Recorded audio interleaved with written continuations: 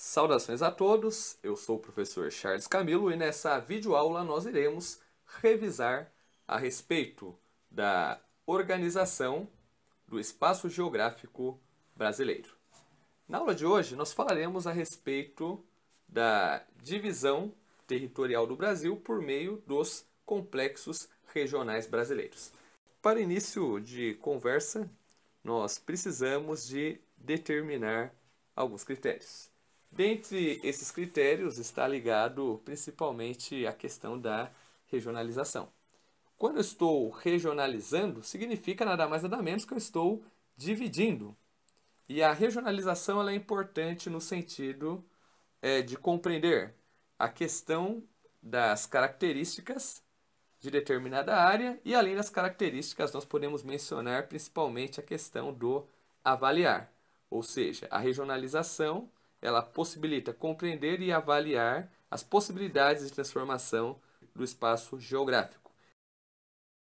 O ponto de partida da nossa revisão é importante nós compreendermos que a divisão geoeconômica do Brasil em três complexos geoeconômicos, Amazônia, Nordeste e Centro-Sul, ela foi proposta no ano de 1967 pelo geógrafo brasileiro Pedro Pinchas Geiser, na qual ele adotou como critérios os aspectos históricos, sociais, econômicos das regiões brasileiras e ele, com base nesses critérios, agrupou em três grandes complexos regionais. Primeiramente, falando a respeito da região geoeconômica do Nordeste, ou complexo geoeconômico do Nordeste, se você preferir assim. Bem, o Nordeste apresenta uma área que corresponde a cerca de 20% do território brasileiro.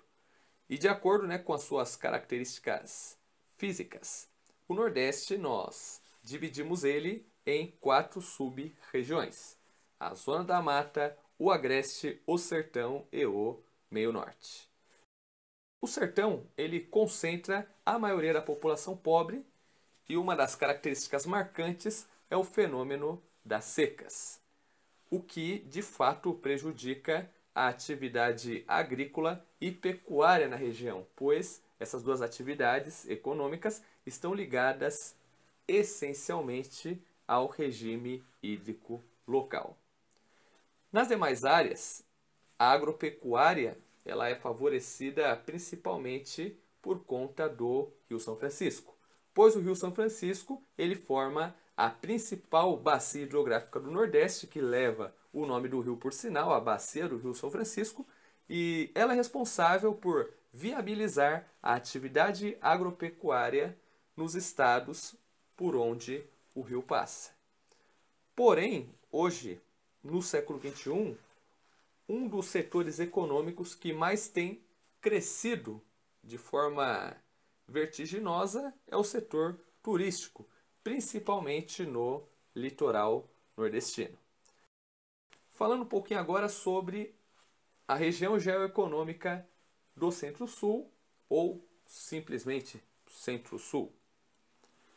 Bem, essa região, historicamente, ela concentra a maior parte da população brasileira, então, ou seja, a região Centro-Sul ela é a mais povoada e, consequentemente, ela concentra as maiores empresas e indústrias, tanto nacionais como internacionais, o que faz dela a região mais rica, mais povoada e mais urbanizada, ok?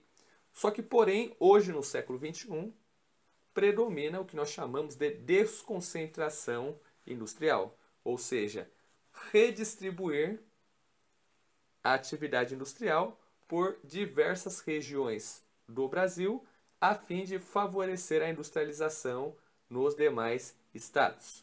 Porque a industrialização brasileira, ela iniciou-se de forma concentrada em especial no Sudeste e posteriormente no Centro-Sul. Ok?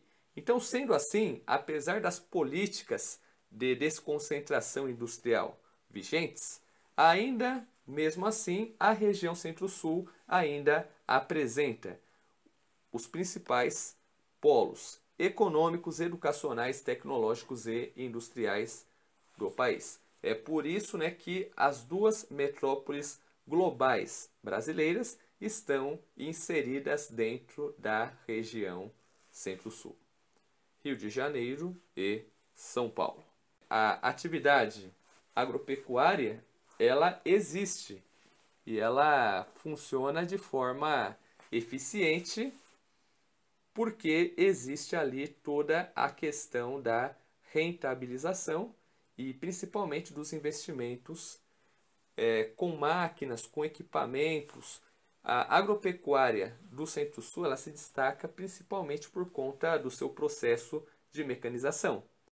Dentre as características naturais, a primeira é que a região ela agrupa a maior bacia hidrográfica do mundo, por sinal a bacia amazônica, e além disso, no que diz respeito ao relevo brasileiro, essa região ela agrupa os pontos mais altos do país, tanto, né, que Pico da Neblina, com 2.993 metros de altitude, e o Pico 31 de Março, 2.972 metros de altitude, estão localizados na região norte, dentro da região geoeconômica da Amazônia. Ok? Outra característica marcante do aspecto físico da Amazônia é que a região apresenta áreas de baixas altitudes com rios de planícies, em grande parte utilizado pela navegação. No ponto de vista econômico, a região amazônica ela apresenta um importante papel na produção de minérios, o que acaba possibilitando, dentre as demais atividades, juntamente com a questão do extrativismo, o desmatamento, o que hoje representa um enorme problema para a região. Ok? Bem, pessoal, eu espero que vocês tenham gostado dessa revisão e até o próximo episódio.